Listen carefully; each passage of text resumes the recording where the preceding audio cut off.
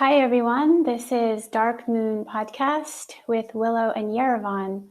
In today's talk, Willow and I will be discussing the subtle and sometimes blatant misogyny that seems to prevail in the media, medicine, commerce, religion, politics, and many other areas. For centuries, women have been considered and treated like an inferior gender. Now, with the rise of radical neo-feminism, the problem of misogyny has actually seemed to worsen. Feminism is not the focus of this conversation, but is an element of what's going on around this issue. Much of the feminism of today has become so extreme and sometimes obnoxious as to lose sight of its original cause. And therefore, many men have attacked feminists as being the root cause of modern problems. What must be taken into consideration is whether feminism is actually the cause of today's widespread cultural dysfunctions in the Western world, or the result of the severe problems that came before it. This is not to say that women are the only victims in society, or to negate the issue of misandry that also exists. Misogyny is just one of many factors that has created wider and wider divisions and mental injuries between men and women, as well as in today's youth. Women are also guilty of doing great harm to each other in ways that they often fail to recognize. These are learned behaviors. We're going to explore the manufacturing of a problem reaction solution-based system that is specifically designed by the elite to keep us all fighting against each other, ignorant and fearful of breaking the rules that have been laid out for us. Misogyny is just one arm of an insidious monster that erodes at the human psyche, impairing our ability to both value ourselves and relate harmoniously with each other. In today's talk, we will also be exposing the links between astrological influences and subtle misogyny. So Willow, care to take it from here? Yes, thanks, Yerevan, for that great intro. And yes, just we're basically not here to get anybody's back up, but we are here to talk about some of the subtext and the subterfuge that's going on that is not necessarily touched on by, the highly charged movements of today. So what Yerevan and I would first like to also get clear is that when we're deconstructing the popular movements as what we see as constructs, we're definitely not negating the underlying issues that are sort of connected to those movements. So Yerevan and I both, for example, have some issues with the Me Too movement as far as it being maybe, well, from my perspective, maybe a little bit of a controlled opposition element where, you're getting celebrities involved and you're getting this big hype involved around a subject that needs much more diligent efforts and attentions than the mainstream media is going to, offer it. So we're basically kind of peeling the layers of that and going down to the subtext. And of course, rape and sexual misconduct are huge problems that have been covered up, buried, hidden. Women haven't been believed. Women have been blamed for their own assaults. There are hundreds of thousands of rapes every year, even in Canada, a country of 30 million people. A fraction, less than 1% of those actually go to trial and get a conviction. So, it's a huge issue. It's a huge issue. And so the underlying issue is absolutely valid, but the way that it's being treated and the way that it's being kind of offered up on a platter in mainstream media is problematic. So we've seen the rise of the Me Too movement and yes, like Yerevan's mentioning, this kind of sort of rhetoric of, this kind of neo-feminist rhetoric and, males and females being at each other's throats and, all of this sort of identity politics based acrimony. We've seen that kind of come to the surface during the transit, in particular during the transit of Jupiter and Scorpio, a little bit in Jupiter and Libra. Jupiter and Scorpio would relate to kind of a spotlight being put on sexual matters, including sexual misconduct and the murky subtext, the things that are hidden in society, the things that are taboo to talk about in society. Okay. And so we've had some of these taboo subjects brought to the surface, but I think in a quite manipulated way. So Jupiter was transiting Scorpio from October 2017 to just a few days ago, November 8th, 2018 is when Jupiter moved into Sagittarius. And so we had the spotlight on kind of this muck, right? And so certain figures came to the surface during this process. Certain celebrities, right, were latched onto and were kind of taken down because of their sexual misconduct. But the problem is that the real issues are much, those are issues, sure. But while the spotlight is on all of these celebrities and all of these kind of big name people, there's a lot that's not being addressed. There's a lot that's being distracted from. And so now we have Jupiter moving into Sagittarius, and it's going to make a series of squares to Neptune and Pisces. And so there's an element of the truth coming out, but it being difficult to get the truth out because we're working with these very slippery, invisible kinds of dynamics and realms, right? Where it's not easy to pinpoint what's going on necessarily, where people aren't necessarily going to be believed, if they're talking about what's going on. We're going to the more kind of etheric dynamics, or the subtle, the psychic kind of attacks, emotional attacks, those kinds of things that are not as easy to bring out into the surface. But I think that it's important to work hard to get these dynamics out there. And so that's some of what we are going to be talking about with this show. Yerevan, do you have anything to add on that front?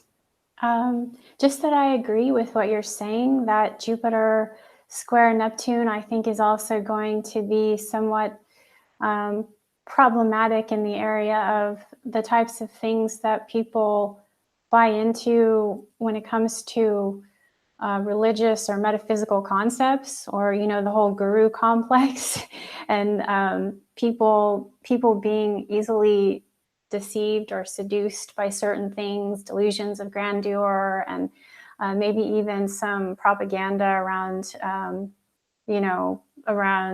I had this theory that perhaps there would be some false ET or UFOs that are just specifically to invalidate the reality or the possibility of the real thing, just to get everyone in this sort of state of fascination, almost obsession, because the more mysterious something is, the more we tend to obsess about it. And then Jupiter just tends to amplify all that. But yeah, as it relates to the subject of misogyny, I agree that these issues need to be discussed. And one other thing that I would like to bring into the conversation today is also how it affects women's health issues, and how women's health issues have been invalidated for so long. And it wasn't until the past 3 or 4 centuries, not centuries, decades, that women's issues were truly acknowledged and not just brushed under the rug like, oh, you must be psychotic, or it must be something hormonal, or something, like they were just being really moody, like things are just all in your head.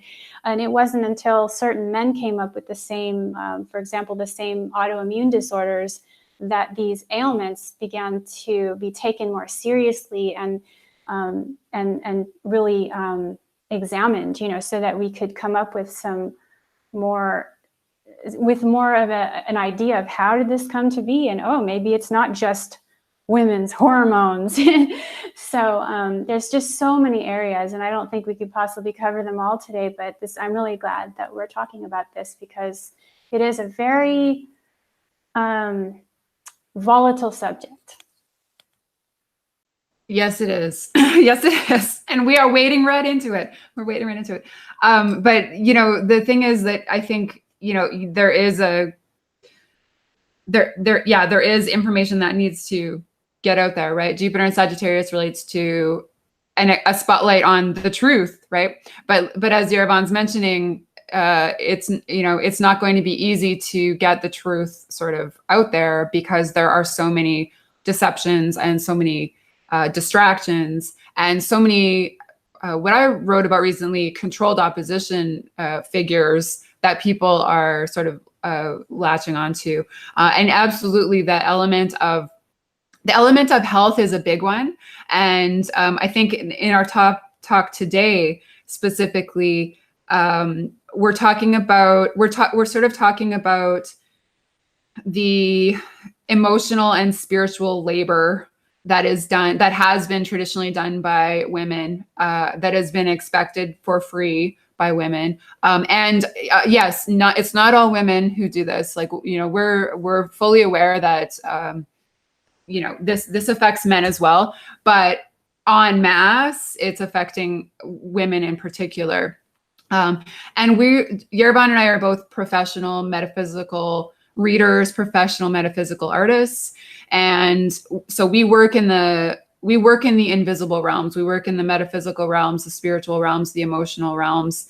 And that type of work is very much invisible in most of mainstream society. Not only is it invisible, but it's actually mocked, vilified, ostracized, marginalized. It's not even considered work. So it's not considered anything that you should be actually compensated for or recognized for. There's very little public status for this type of work because we're not paving a road or, digging a ditch or doing something physical that people can see, right? The work that we do is in these subtle realms. And so there's an element there. So Jupiter and Sagittarius square Neptune Pisces, there's an element there of kind of like this truth rising to the surface as well. But with Neptune and Pisces involved, there are threads to many different situations. As Yerevan mentioned in the intro, there are multiple arms of this same beast that are going on. And so there's kind of this like spiritual connection that people have who have been doing this type of work. And so traditionally, women's work has been expected for free, okay, in society. And that's ultimately how mainstream society functions, is that women aren't paid for a lot of the work that they do. And I would extend that and say that that's why this society continues to function to even the level that it is functioning in, within a state of dysfunction, because metaphysical artists like Yerevan and I are toiling away, working away in the metaphysical realms. And of course, there are, millions of metaphysical workers as well. We're obviously not singling ourselves out, but this psychic, spiritual, emotional work is sort of the glue that's keeping things as healthy and functional as it is. But it's incredibly eroding. So, if you really listen to mothers, a lot of mothers are fed up. They are exhausted. They aren't just blissfully, happy to continue with their daily toils. And a big part of it is this unseen and unrecognized and unpaid emotional labor and, I would say spiritual labor. So traditionally, the women's work that has been free is cooking, cleaning, childcare, some level of nursing, nursing people back to health, taking care of people's health and when they're sick or when they're injured.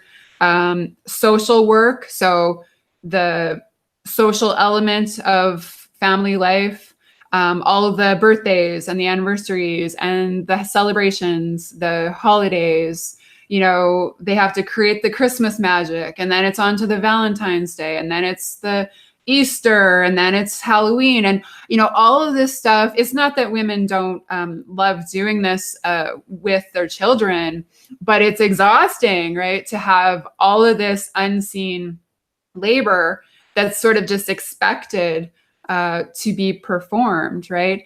And this unseen emotional labor goes on in a lot of different professions. I would say probably like bartenders, estheticians and hairdressers, prostitutes. There's a lot of professions that have this element of not really being paid for what they're really doing. And metaphysical artists and the metaphysical arts aren't even recognized in the art scene, really, fully. Well, not even partially, I would say. So even on that front, the metaphysical arts don't really get their due, even in the current scene, right? There's no real status. There's no like sort of artist and there's no support, really. Like, there's no artist in residence programs for metaphysical artists. There's no, art galleries that are going to support them and pay them for their work. There isn't kind of this circuit of like doing art talks or what have you. So metaphysical arts is kind of one of those elements that is, I think, chronically under-recognized and also underpaid for what it actually does. Yeah, I fully agree with that. It's as though if you haven't been certified as a psychologist, a counselor, a psychiatrist, a doctor, or someone in any of these fields that you've mentioned, that you're not given that credibility. You're not validated as a spiritual counselor, when the work is sometimes very intense. It goes very deep. As you said, we're working on metaphysical levels and with people's psychology and with people's inner lives, and it's helping people navigate, through their shadows, or their areas where they have a lot of fear and trauma. And it's as though, yes, that's true. It's hard to, have this level of, like you've been accepted and appreciated for what you do, or there's an academy, or there's an actual school. There actually are schools and academies for what we do, but they all tend to cost an arm and a leg, this ridiculous fee. And then they all tend to attract this whole, this new age new age dynamic is just infiltrating the whole scene. And so it's hard for our true intentions to be, to be understood and truly recognized. The work that we're doing is not truly recognized. Like you said, if it's not something very extroverted and something that the educational system and the legal system and all these, very structured systems have recognized. And I won't say that they're all masculine or that masculine systems are bad. It's just that this particular element of, I do think it is, feminine work in certain aspects of this. And even men who do this work sometimes are affected. But Willow, what do you have to say about that? The difference between, the difference between men and women who practice spiritual work, astrology, metaphysics, and at the ease of making a living doing this. Yeah, it's something I've thought about quite a lot, actually, because, the vast majority of practicing professional intuitive readers or, metaphysical readers or metaphysical artists are women. But when I look to the quote unquote big names in astrology, they're disproportionately men. And so there's something going wrong there. There's something going on there, right? And I really do think that it's just this way that people are trained to defer to male authority and to defer to male as the authority, the intellectual authority, the leader, the person that we look to as kind of a I don't know, pinnacle or fount of information. And it's, it's kind of naturally accepted that men will rise to these positions of leadership or these positions of power, and that they will influence things very strongly. But I think when a woman takes on that leadership role and tries to lead in a certain direction and has a strong voice and has a strong perspective, and especially if she touches on anything that's even remotely considered controversial, the natural tendency is to attack her, right? And to undermine her and erode her.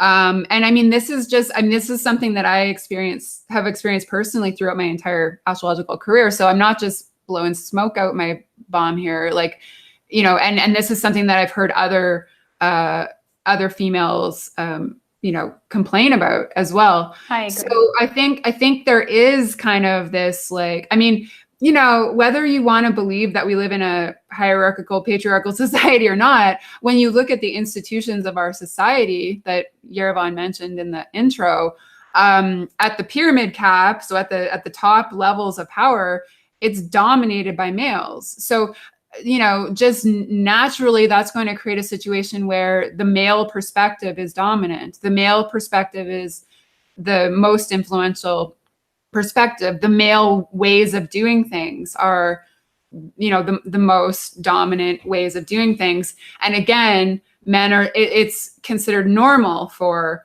men to be in these positions of status and power, and for women to be support positions, right? Because I think women traditionally have been considered the people who are just supporting the leaders, right? They're supportive influence that are sort of propping up all the other people around them. So when a woman doesn't take that role and actually puts herself out as a leader, probably out of necessity, just because she's, she's forced to lead in a different direction, it's often rejected, and again, this takes really subtle forms, right? So it isn't necessarily just blatant attacks, which yes, it does take that form as well. But it's what I've experienced is just this kind of like death by a thousand cuts, this slow poisoning, where people will leave in eroding comments, or they'll send me an eroding email, or they're just they nitpick. So they pick at, I'll write this huge article and they find one little area where they find an in there, and they just pick and pick and pick at this one little place. And generally, if I'm saying something in the public sphere, a non-astrological public sphere, as soon as someone finds out I'm an astrologer, that's what they use. Oh, well, no one should believe you. No one should listen to what you're saying because you believe in astrology. So you're obviously irrational. The irrational thing, being painted as irrational, is a really big thing that often happens with women. But even in the astrology world, I've had multiple people tell me that my work isn't worth any money, that they can find equivalent information on the internet for free. So why would they pay anything for an article that I've written? Which is not true. I will say there's no one else doing what I do or writing what I write.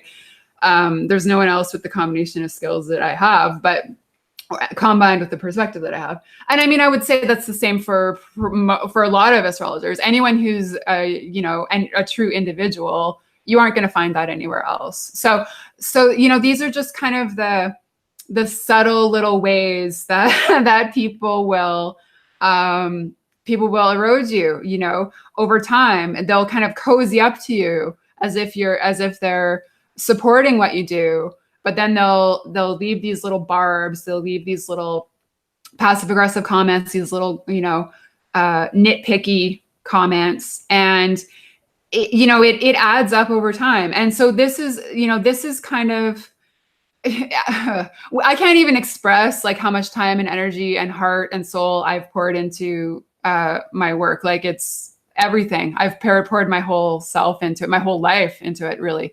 You know, for many years. For many years, for a few years, I wrote for free, and I wrote balls out. Like, I was writing a massive number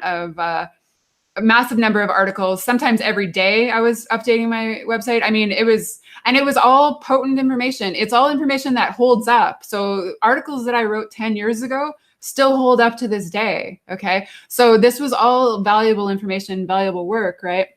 And I remember I had a suggestion actually from a reader that I start a patron program, because I was coming to the point where I couldn't do it anymore. I couldn't do it all for free anymore. I mean, again, in what profession are people expected to work for free? Like, in what other profession? You know what I mean? That's what I have to ask myself. Like, it's just mind-boggling the level of entitlement that people have for this type of work. But so I did. First, I started with a voluntary patronage, and I got some patrons, but then I was like, no, you know, it's come down to the point where I have to make these longer, more in-depth articles, paid articles. Like, I just can't do this for free anymore. So I made some of the articles patron articles, which are paid articles.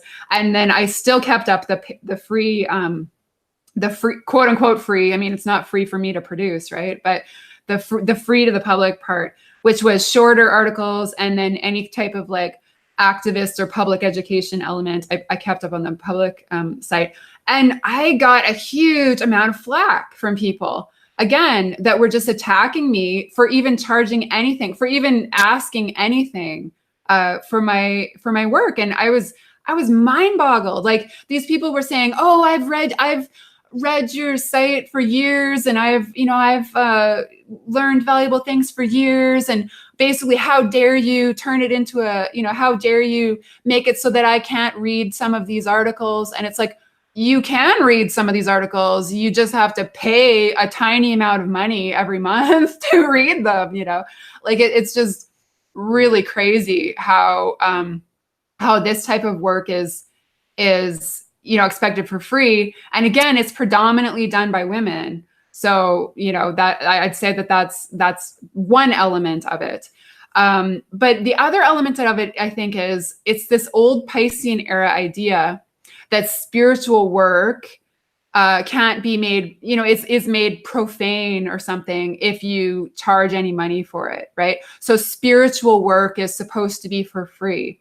But this is a really outdated idea, because previously, like, you know, in centuries past, if you were a quote unquote spiritual person or spiritual worker, or that's what you did with your life, you were supported physically by doing that. Okay. So you lived in an ashram, or you lived in a nunnery, or you lived in, you know, a priesthood, or you were, you had a little church, and the church folk paid certain amounts of money to keep your, you know, to keep you alive, basically. Well, you know, we don't live in a scenario where spiritual workers or metaphysical workers are living like that. Okay. So we had to come out of those institutions and come out into society, because that's where the real work is going on. You know, that's where the like hardcore work is going on. So spiritual workers, there's this idea that, oh, you know, we're floating above like the necessities of physical life. No, we aren't, right? So we still have to pay rent or a mortgage. We still have to pay for, you know, transportation and dentist visits, and you know, we have to buy food at the grocery store. No matter how much food you can grow yourself, you're still going to have to buy some food, right? So we all have these requirements for physical life. but it's like not recognized that that's a legit, that's a legitimate thing, right? Is that, this is our work. It is work. I mean, anyone who doesn't think that this is work has not done this professionally, right? Because it's intense, it's energy intensive, it's labor intensive, it's hardcore work, right? A lot of the time. So the idea that we're not supposed to be paid for it is mind-boggling to me. Yes, I would have to agree that is the case, and what I have also observed. And it's ironic that you say you were attacked for raising your rates. You upgraded your services. You decided you were putting a lot of time and energy into this, so you decided to start asking for money, but you didn't demand it. I'm sure you asked in a polite way, and you said, if you would like to have an extended version of the information that I have to offer, please support my work by paying for the full package. And it's interesting that you were attacked, because I've seen men do the same thing and actually get applauded for doing so, and actually be, yeah, it must be getting bigger and better. And yeah, it's like, well, why is it that when you as a woman are doing that, you're getting all this flack? And I have to say, I've experienced some of that myself. And I haven't really had as many direct attacks, but I definitely have had a few. And just for being sort of a voice of dissent at times. And, also, like you said, Willow, a lot of times my work has not been considered in general. I mean, and this is just in general, by people who haven't even received a reading from me. The assumption is by people who, for example, ask me, what do you do for a living? What is your profession or your vocation, or who are you? What do you do? And if I tell them what I do, some people may have an immediate, respect or fascination. Oh, tell me more. But some people automatically make a judgment, first on my looks, then my gender, then the fact that this is not, oh, okay, that's not a legitimate thing. Oh, a reader? What's that? You read books? And it's definitely, I've gone through that whole thing that you explained about not truly being acknowledged for what I'm doing. And yes, in the past, before I knew better, when I considered myself to be a baby reader, like the first 5 years of doing this, there were people that sometimes would just, they would just try to squeeze all they could out of me and then not really want to pay a full amount, or they would right off the bat say, can we just do a trade, or can I just, all I have is this amount of money. And I'm like, okay, well, all I have is this amount of time then. Because why do you even approach me like that? What even makes that seem okay to begin with? And maybe it has to do with stature and confidence, and you could pose the argument that maybe it just has to do with how I carry myself, and that has all changed. But the fact remains is that there is this general bias that people have about what we do, about metaphysical work, about astrology in general. Even though the elite definitely use astrology, as you know, you're fully aware of the timed attacks, timed war attacks, and planned what do you call it? Just false flag events in the media. These are all astrologically timed events. And so those people high up on the pyramid, they're no fools. They're no strangers to astrology, but they want most people to be completely ignorant of that. So this remains this very nebulous kind of work. And sometimes it is very much like a form of psychology, or counseling, because again, you're working with aspects of people's, the inner recesses of their subconscious.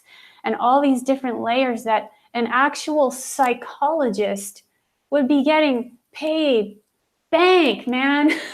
I mean, why? Because they went and they got the education, and so they are validated. They are given more credibility right off the bat just because of their education. Never mind how good they are at what they do, how many people actually leave the office and go on with their lives and improve and actually get anything out of it. That remains a question, right?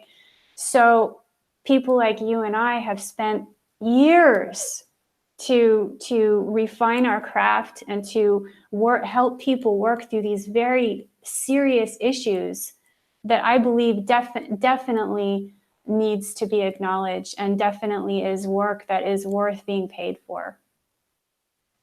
Absolutely. Yeah. And, I have a problem with standardized astrological education for a number of reasons. And one of the reasons is that my brand of astrology would be shut out of those institutions and has been, right? So, I actually think that intuitive readers are probably, I'm biased because I'm an intuitive reader, but I actually think that intuitive readers are often the most powerful, most potent types of readers, because we didn't learn according to a certain textbook or a certain school of thought or a certain, guru or whatever. We've carved out our own paths, as autodidacts. And to me, that it has huge legitimacy. I saw, a fellow astrologer, Elsa Panazon, address this one time because she had a bunch of people, excuse me, telling her that, you should go back and get your psychology degree. You should become a psychotherapist. You'd make more money, have a better life, whatever. And she said to them, I am far more potent doing what I do right now than if I had gone through those channels. So I'm able to help you to a much greater degree from my current perspective and with my current skills than if I had, gone that route. And I have to completely agree with that. And I think that, a big element of it is that over time, as Yerevan and I have done, good astrological work or good intuitive reading speaks for itself, right? So the people who have received readings, the people who have read articles that have been, extremely helpful to them, they know, right? They know the power of this stuff. They know that really this can't be taught in a educational institution. You can't teach these skills. You can't teach what we can see and express, right? At the right times, in the right ways. These aren't skills that you can these are skills you can maybe refine in those institutions. But this is something that is, a natural source, a natural thing that happens. So, it really is it's like concentrated therapy, really, is what a reading is. A reading can help people for years or possibly even the rest of their lives.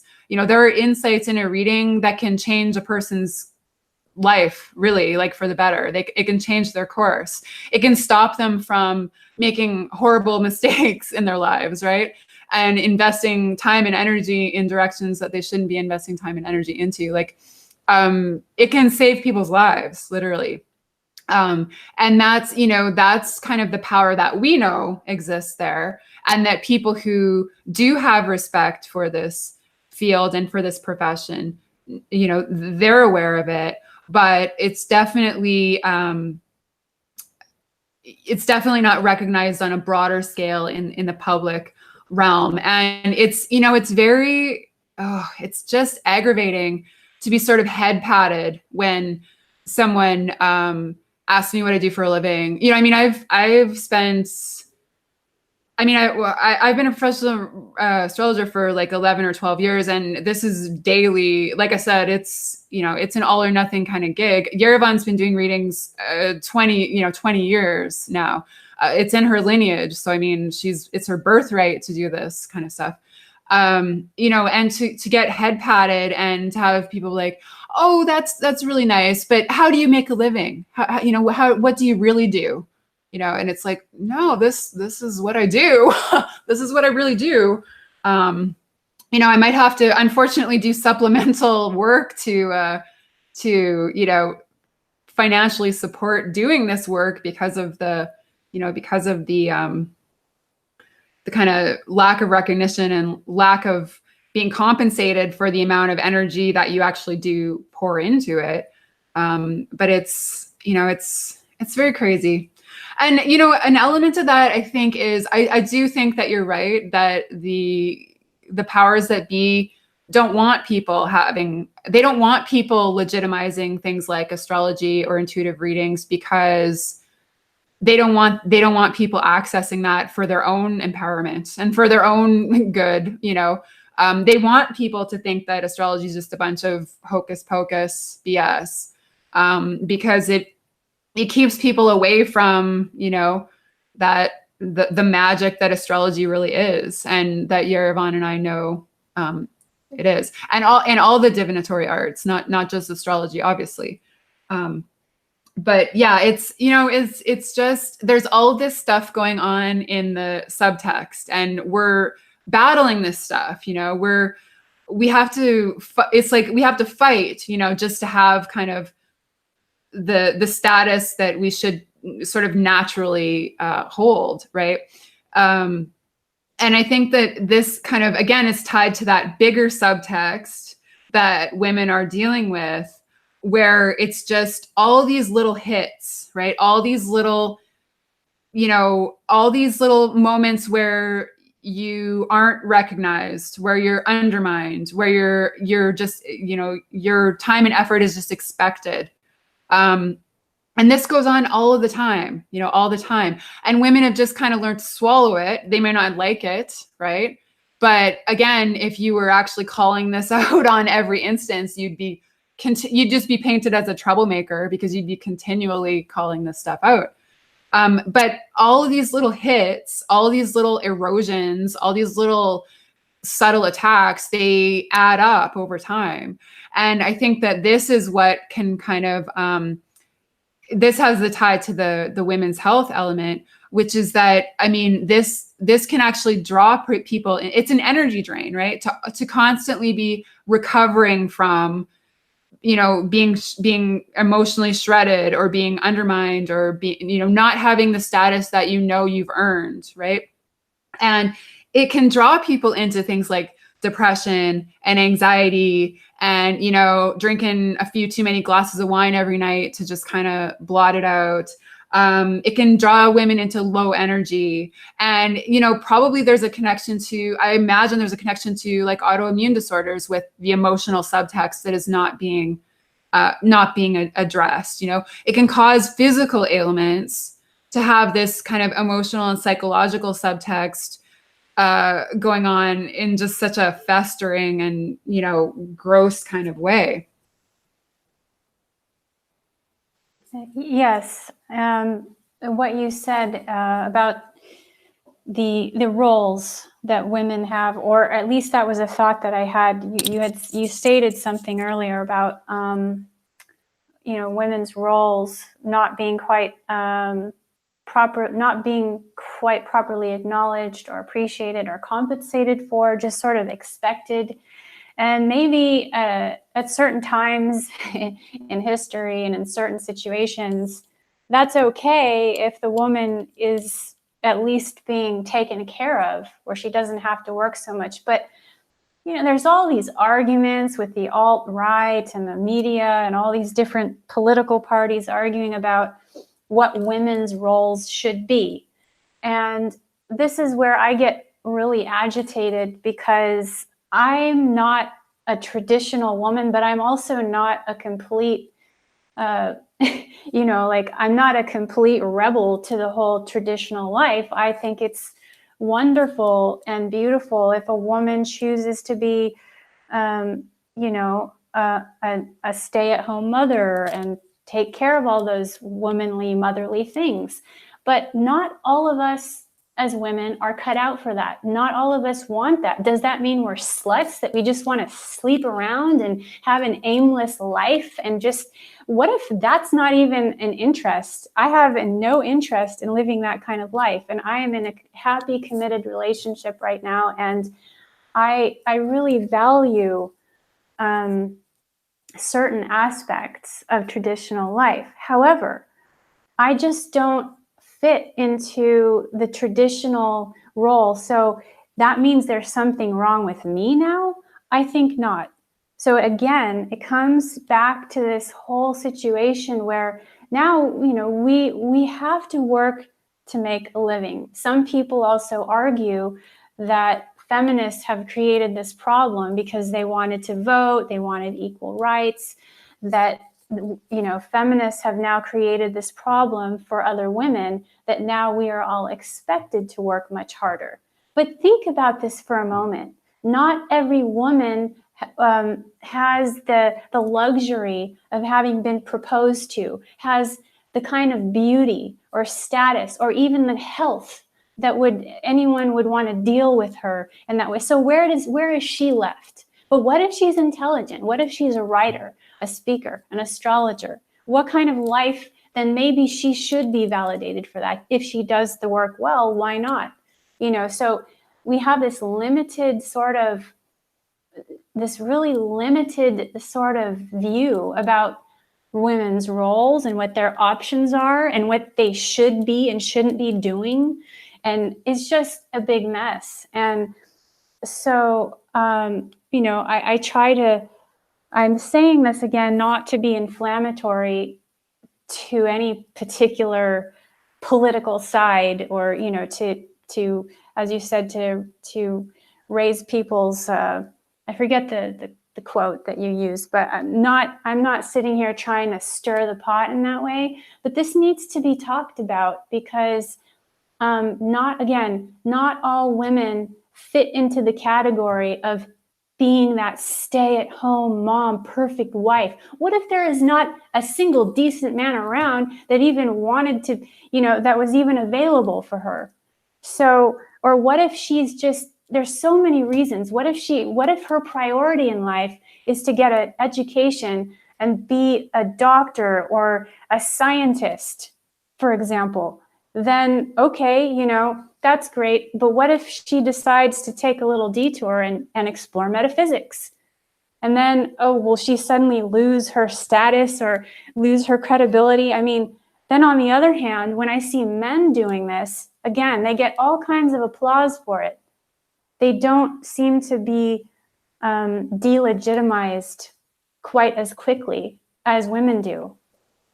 No, it's like an interesting thing if a man does it, right? It's like, oh, he's interesting, he's complex, Exactly. But yeah, no, I mean, and the thing is, like, I think we also have to understand that not like there's the kind of traditional idea of like, women being completely fulfilled by being at home, taking care of the kids, cooking and cleaning. There is an element of women, there's a percentage of women who are completely fulfilled by that, but there's also a percentage that are not. Okay. And I think, it's this pigeonholing, like why do we need to pigeonhole people in any type of role? But I mean, that's what I'm talking about as far as like the wine habit that women get, because it's like, it's not all sunshine and roses. From the outside, it might look like, the perfect traditional nuclear family unit, but there's a lot of skeletons in those closets too, the extramarital affairs and substance issues, prescription pain medication abuse. There's a lot of subtext that if you really got into how those women are really feeling, yes, there would be certain women who are blissfully happy. And unfortunately, there are women who are in the work world today who would be blissfully happy to stay at home. But the single wage earner days are slow, quickly slipping past as well, where a single man's wage or salary can't necessarily keep up that middle class lifestyle the way that things used to be. The wages are eroded. They have not kept up with inflation. So once you factor in the cost of, buying a house, keeping 2 vehicles, running, and, the food bill, and, maybe private schools and all the dance lessons and the sports and all the stuff the kids have to do. One man's, the man's salary can't cover all those bases, right? So to keep a certain standard of living, the woman often has to work. Then the other element is that much of women's work is low paid, is pigeonholed into low paid work, right? Because the work that women do is undervalued.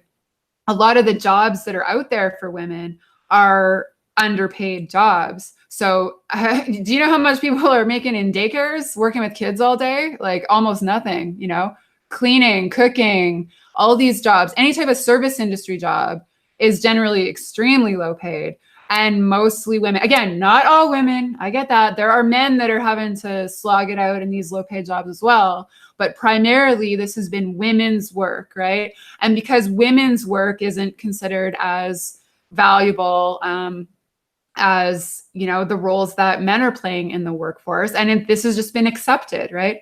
So there's an element of, finances that is kind of keeping women hogtied too. A lot of women would like to leave their husbands, and they can't financially do it. A lot of women would like to leave abusive situations. A lot of the time why they're not doing that is because they don't see a financial out. They don't see that they'll be able to support themselves in anywhere close to the lifestyle that they've become accustomed to, right? So it's a complex situation. And of course, I agree with you that being a homemaker is absolutely a wonderful and valuable way to spend your life. Like, absolutely. And I wish that all women who had that as their dream could do that in the ways that they wanted to do. But pigeonholing all women, saying like you're unnatural or something if you don't want that life, that I think that's where we get the backlash, which is, or if you're not capable of it. What do you mean by that? Oh, sorry. Or in the situation where a woman isn't capable of that, because there are plenty of women out there who have certain health issues or other limitations Yes. that prevent you, even if they wanted that, they can't have it. So yeah, absolutely. And I mean, just the lack of support for mothers is astounding. The responsibility level that is on women, and especially stay-at-home mothers, is intense, and I think that's another element that we have to address. So the North Node of the Moon is in Cancer right now, and it also just moved into Cancer November 6th, just as Jupiter moved from Scorpio to Sagittarius. And so the focus for the next 18 months is really on the feminine realms and the emotional realms and mothering and nurturing and all of these kind of elements and issues that we're talking about. And so, yeah, exactly. It's like we're living in the medieval times where if you do have health issues or energy problems or, anything like that, that may be enough to make you feel like, oh, I can't do it, because basically it's all kind of resting on the shoulders, not all, of course. If you have a partner, it's not all resting on you, but in the traditional nuclear family unit, in a truly traditional nuclear family unit, the man doesn't lift a finger around the house. The man doesn't really lift a finger with the kids, maybe a little bit of discipline, but his job is to go out and bring home the bacon, right? So he goes out into the dog eat dog world. And I'm not saying he doesn't have issues in this hierarchical setup, hierarchical shit show that we have going on here as well. Like, it hurts men just as much as it hurts women, really. Well, I don't know about just as much, but it hurts men as well as it hurts women. Men are expected to kind of work their guts out, in the work world, and then they come home and they're supposed to have this sort of sanctuary that's kept up by the woman. But for the woman, it's 24/7 work. Like you don't get a break from cooking and cleaning and taking care of the kids and running the kids to their activities and, you know, going to the PTA meetings and all of that kind of stuff. It's a constant, you know, treadmill. So I think even just looking at how isolated women are in that role and how isolated we've made all these kind of isolated nuclear family units that are all kind of supposed to be on their own, you know. And some women like that, some women thrive on that, but other women just literally break down under that.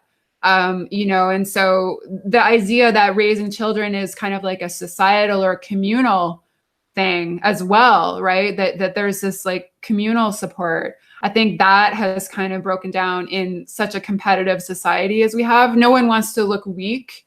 No one wants to look as if they can't do it themselves. Everyone has to feel like they can do everything themselves. And, you know, for a lot of the time, maybe you can, but there are those moments, right, where you're absolutely exhausted and you're run down and, you know, and again, like you're saying, there are, these supports are needed, and these supports are definitely needed for any woman who has health concerns or energy concerns, or is not, you know, financially in the place where supporting kids would be possible. So it's a very complex situation that we're dealing with here. And I think, you know, that's really the Aquarian era. It's very complex. It's very diverse. There isn't a one size fits all answer for any of these questions. You know, it's but and you also mentioned another dynamic that I think we should definitely touch on because it's terrible, and that is kind of females undermining each other and kind of messing with each other. Would you like to talk a little bit about some of those dynamics? Sure. I think we could maybe start with the kind of female role models, if you could even call them that we have in the media and in the pop music world, many of whom I think are absolutely horrible examples for young girls and teenagers and young women, because they look up to these icons and they think this is, you know, this is cool and this is how they should be and this is how they should look and these are the behaviors they should adopt. And so those women, it's like they've sold their souls to the devil. They don't care about the impact they're having. I don't think they give a damn at a certain point, because I think the impact is extremely negative on the children of today. I'll give Miley Cyrus as an example. And I don't know if she was abused, you know, and something happened to her that she adopted the position she was in. I'm sure some really messed up stuff happened there. But it's like, you know, this kind of, this almost kind of pedophilic sort of vibe of these young women who then, you know, they promote these images and basically this sexual behavior that it just, I think it is extremely damaging to the female psyche. Another aspect of women hurting women, I've seen women of all ages hurting each other. I've seen a lot of cattiness in the dance world. I am a dancer, although I have not been actively performing for the past couple of years. Just been taking a long break from that. And one of the main reasons is because I witnessed and experienced way too much cattiness and backstabbing and gossip and undermining by some of the women that I danced with and or around. And so it was very eroding and didn't really help my feeling confident and inspired. So it expired my whole interest in just being involved. And so yeah, the dance world, the music world, these are all areas where you're going to see a lot of that no matter what gender you are, I'm sure. But even certain women who are older, you know, women who are in positions of power, for example, who should be there to be a source of guidance and support for the younger women that look up to them. And instead, they use these sort of, it's like they're on some kind of power trip or something. And it's very subtle. It's a very Neptunian thing. It's very subversive. And it's very hard to pinpoint because, you know, when men do this sort of thing, it's often pretty easy to spot. You know, it's out in the open. And I don't know if this says something about, you know, female psychology, but sometimes women have this way of being, what's the word? Underhanded, kind of, you know, women tend to be more likely to be frenemies than men. I've noticed. Yes. I've had far more female frenemies in my life than male ones because right off the bat, I know where I stand with the men in my life.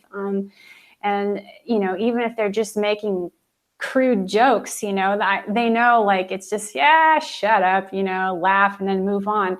But with women, it just seems like it's almost more hurtful in a way because, you know, they can sometimes make it seem like, and, you know, when I was younger, I was a lot more open-hearted, and I will even say gullible.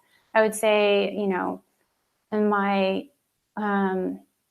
maybe late teens and early 20s, that was a time in my life where I was pretty gullible, and I would think, oh, I made a friend, oh, la la la, you know, just so blind to the nuances, and then just to find out that I was being used for some reason, you know.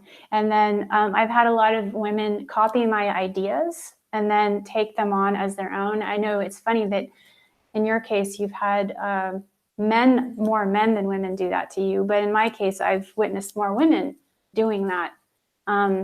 So, and sometimes it's very subtle. It's like, it's this thing where you just shake your head going, really?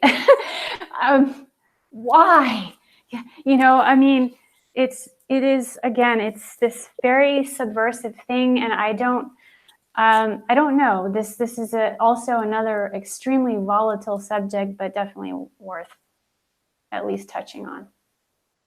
Oh yeah. I mean, I don't even know how volatile is it because I think people are well aware that women do this to each other at this point. Women are known for, you know, how kind of underhandedly vicious and kind of passive aggressive they can be towards each other. And, you know, I think a part of it is that women are competing for so few spots at the table, you know? So it's like this constant competition where, yeah, a lot of women will use each other. And I will agree with you, definitely in the arts world, I've come into contact with some musician females, but also males actually, who would, you know, it kind of seems like they friggin' stab their grandmother in the back to get, you know, a few more Spotify hits or whatever. Like, it's rabid, you know, what the kind of using that's going on, where they kind of come across to you as a friend, but what they really want is a fan, you know? So then they kind of like turn you into a fan or someone to kind of prop them up or bolster them or further them in some way. So yeah, that's kind of a whole different ball of wax because that's going on with that's going on in the arts period. But as far as like the competitive urges, you know, I think women are definitely taught to compete for the male gaze, compete for male attention, male approval, because we are living in this world where, you know, at the top, in the pyramid caps of all of our pyramid schemes of power, you know, you'll find mostly males. And so if you're trying to kind of strive for any type of status, you are kind of looking to kind of like step on the other females that are competing with you to get to that, you know, that approval scenario. But yeah, it's something that definitely needs to be outed, I think, a little bit.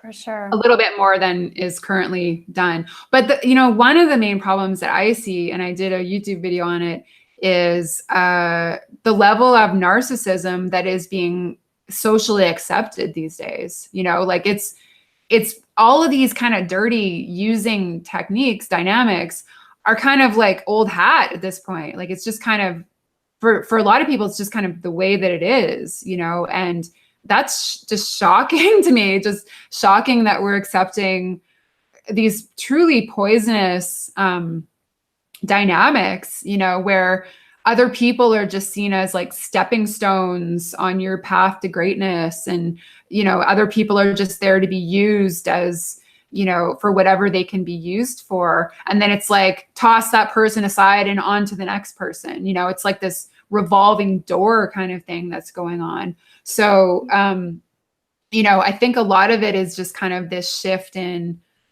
with, just kind of the proliferation of the digital age and social media and the internet and cell phones and digital cameras, and everyone's so much more aware of their image and their physical looks than they ever were before, before this. Yeah, that makes me, that's something I want to touch on when you said women are competing for a spot at the table.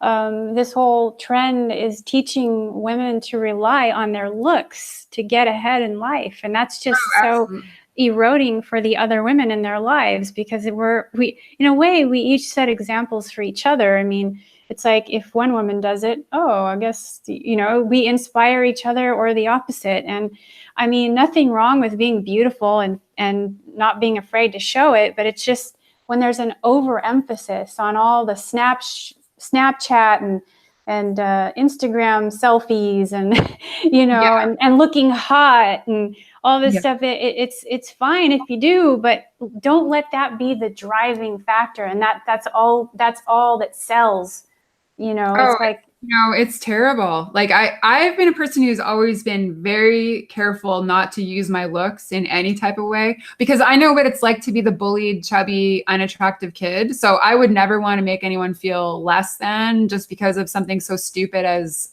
how I physically look. So I always went out of my way to like develop other areas of my life and other areas of myself, and to value other areas. So now when and I was hoping that's the direction that human society was going to take, that there would be less emphasis on physical looks, because it's just so stupid. Like people can't help the way that they look, really, and it's just some kind of, I don't know, like genetic thing that happened. Like I just don't get why there's so much value put on it, and why people get so much attention for physical looks, and why they get special treatment at all, because of how they look. So it's a very hollow, shallow kind of thing. And I'm sure a lot of like models and actresses will tell you that it's not the path to happiness to be valued strictly for your looks, right? But yeah, it's really rampant, and it's really, really eroding, I think, to place, to value yourself because of how you look, and to value other people because of how they look. It's like mind-boggling, really.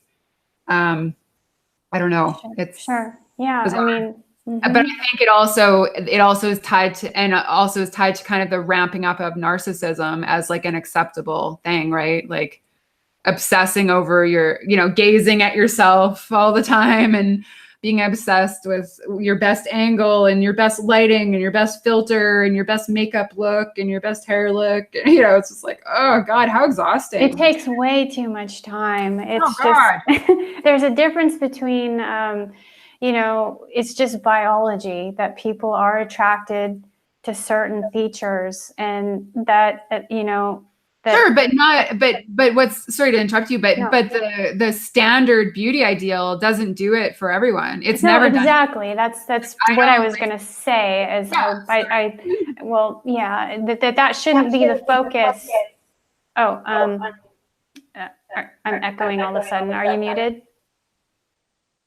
Oh, so that shouldn't be the focus, in whatever it is you're doing, unless of course what you're doing is modeling, unless of course you're in a beauty pageant, or for some reason you're an actress, okay, then you have the right to obsess a little bit over your looks, but actually you shouldn't have to worry about that because someone's doing it for you. But the whole point is that it's gotten way out of hand. I completely agree. So I think we've covered a lot of really valuable topics. Is there anything else you want to add to that?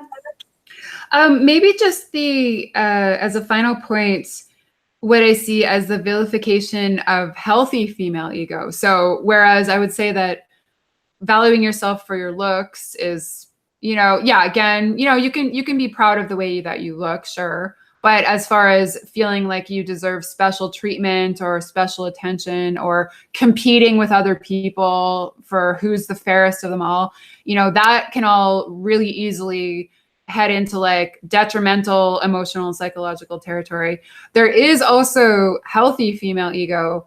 And that's something that I see often kind of vilified and attacked in the current structures as well. So just healthy female ego would be literally just, knowing who you are, knowing what you do in the world, valuing yourself for that, knowing what you have to say and what you contribute to the world.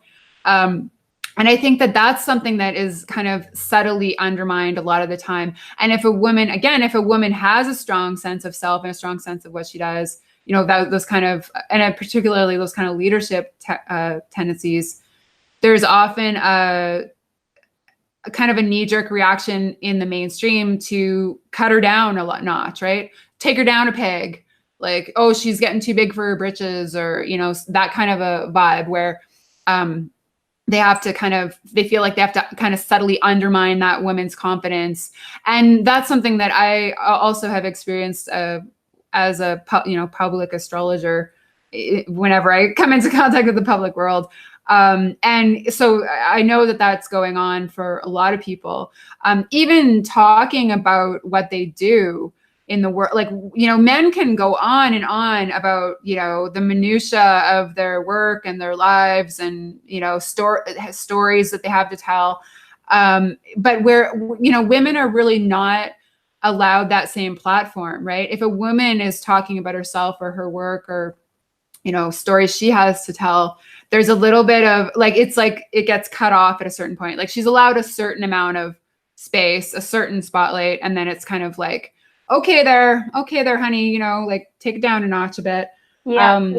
So, this is also, I just think, like one final element of this kind of like subterfuge that women are always like struggling with and always struggling to recover their confidence from, right? Because it's a really, it does make you kind of doubt yourself, and it does make you kind of lose confidence in yourself and lose confidence in your perspective.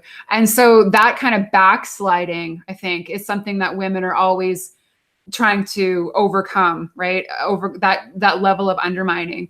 And so I would just ask that people, if you see this going on in the world, and, number one, if it's going on with you, address it, like speak up about it. Don't just swallow it, because that's what causes depression and anxiety and, feelings of worthlessness and things like that. So address it. And if you see it going on with someone else, don't be afraid to step in and, give that person some backup. And because the thing is, like, I think we kind of have to shift out of these competitive urges. I mean, I'm as competitive as the next person, right? But when competition is like dominating and any tactic is considered acceptable to, like, crush the competition around you, like that's a problem, because we're actually hurting people in our like quest to, rise to the top or what have you.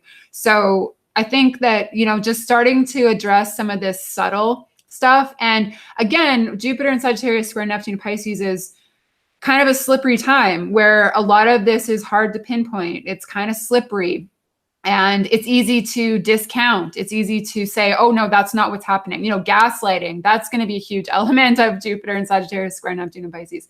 Oh, you're crazy. I don't know why you're having this reaction. You're nuts. Like, I don't know, you're irrational, you're hysterical, all these things that have been tossed women's ways, right? So I think that, again, with the North Node in Cancer, the emotional subtext really is kind of our prime territory to be working with. And we're living in a really emotionally sick society. We are. When you really get down to how people are actually feeling on a day-to-day basis in their lives, a lot of times it is not good. Okay. And readers like us, we address that territory. We're in those realms.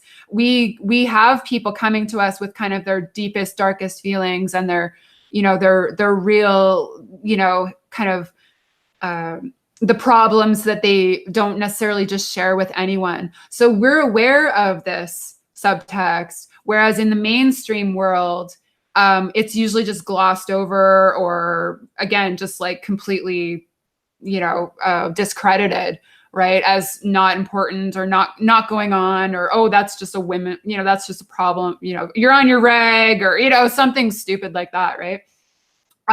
So the next 18 months with this North Node in Cancer, we really do have to be looking at some of these subtleties that are going on. So anyway, that's about all. That's the final thing that I would say there. Yeah, nice. I would like to add to that a couple of things. You said something about strong women often being vilified, and there is a huge difference between being narcissistic and being empowered and strong and confident and in what you're doing and how you speak, and just overall, I noticed that women who do have that strength come up against a lot of resistance and are often vilified for doing that. I do. I can. I won't name any names, but one woman in particular who in the past was a mentor to me in some ways, she just, had a tendency to, even though she was very beloved also by a lot of people, but, and still is, had a tendency to just piss a lot of people off because she was very direct, just very direct, and not forceful, but not hesitant in expressing herself. And it's interesting how I've shifted a little bit from being, I wouldn't say agreeable, because I've always been an individual, a very strong individual and somewhat rebellious, but in a quiet way, where people almost assume that I was agreeable. And the more I've spoken up about my opinions and my stance, I've noticed that people just don't take well to that at all. And suddenly I'm this total brat, this bitch. So I'm just going to own that. I'm a strong woman, and so are you. We have to be strong to do what we do. This is not for wimps. Okay, this is very intensive work to be working with people in these deep subtexts, as you said, with their most wounded areas. And then, as you said, with the North Node in Cancer, I think of this as also, this is the place where the real structure comes into being, even though the polar sign is Capricorn, the South Node being the sign directly opposite the North Node is Capricorn. So old structures that no longer serve us are dissolving. So in a way, you could say Cancer is the entrance point and Capricorn is the exit. And also another way of saying that is Cancer is the birth, Capricorn is the death, symbolically, in a certain respect. So what has to die to make, to enable us to have more of a functional home life or family unit or inner life or relationship to our inner consciousness, our feminine, self, and our relationships with women, or the feminine if we're men. So there's a lot of opportunities, I think that we will also have to make amends with and kind of review things from the past that didn't go so well, because Cancer is ruled by the moon, which is much about memories and past events.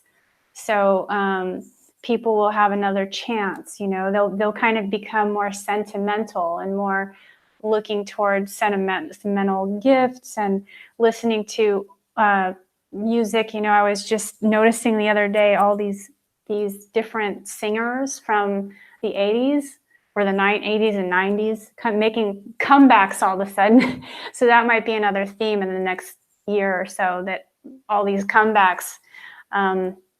And it will be interesting to see if that includes a comeback of, the feminine empowerment, without the need for, like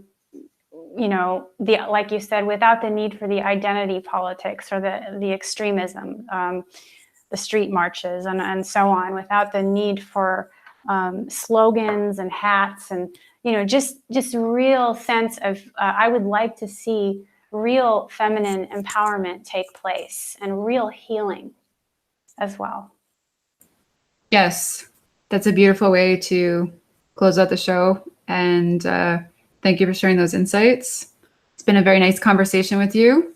And I hope we haven't pissed too many people off with this show, but these are all things that are legitimate points, legitimate dynamics going on. So yes, there you have it. Thank you, Willow. And thanks to all who have been listening today and who will listen in the future.